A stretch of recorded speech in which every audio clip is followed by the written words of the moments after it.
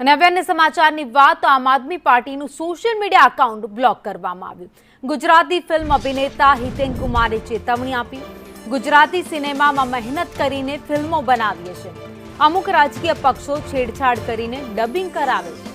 પોતાની જાહેર ખબર માટે છેડછાડ કરી ડબિંગ કરાવે તે યોગ્ય નથી. ગુજરાત ક્રાઇમ વિભાગ કડક પગલાં લે તેવી હિતેન કુમારે માંગ કરી. લોકોને ગેરમાર્ગે દોરવાનું બંધ કરો. કલાકારો નિર્માતા ભેગા મળી વિરોધ કરે તેવી વાત કરી છે. તો આમ આદમી પાર્ટી ગુજરાતના સોશિયલ મીડિયા એકાઉન્ટ્સ અત્યારે બ્લોક કરી દેવાયા છે. ત્યારબાદ ગુજરાતી અભિનેતા હિતેન કુમારે પણ રોષ વ્યક્ત કર્યો. તેમણે રાજકીય પક્ષોને આડે હાથ લીધા. ગુજરાતી સિનેમામાં દાયકાઓથી ખૂબ મહેનત કરીને ખૂબ સુંદર ફિલ્મો આપતો રહ્યો છું, પણ એક વાત વિશે આજે વાત કરવી છે.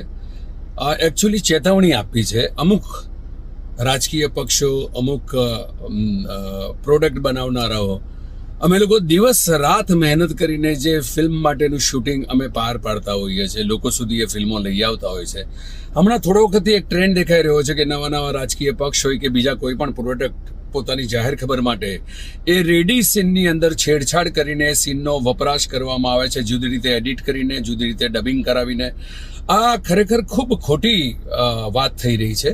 એની સામે કલાકાર, નિર્માતાઓ, સર્જકોએ ભેગા થઈને વિરોધ કરવાની જરૂર છે. ને હમણાં છેલ્લા 2 દિવસથી બધા સંગઠિત થઈ રહ્યા છે.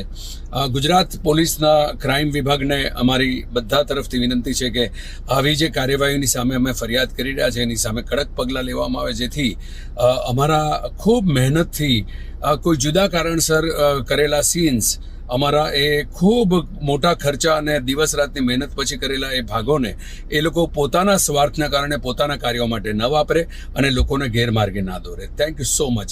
જાણીતા કલાકારો હોય કે જાણીતા સર્જકોએ જીવન આખું આપ્યું હોય છે પોતાના એ સર્જનો માટે. એનો ઉપયોગ એમનો લાભ ખાટવા માટે ન થાય એના માટે અમારા સહકાર માટે તમે હંમેશા ઊભા રહેશો એવી અમને ખાતરી છે. અને ચેતવણી એ લોકોને, જે લોકો આ બધું કરી રહ્યા છે, આ બંધ કરજો, નહીં તો તમારે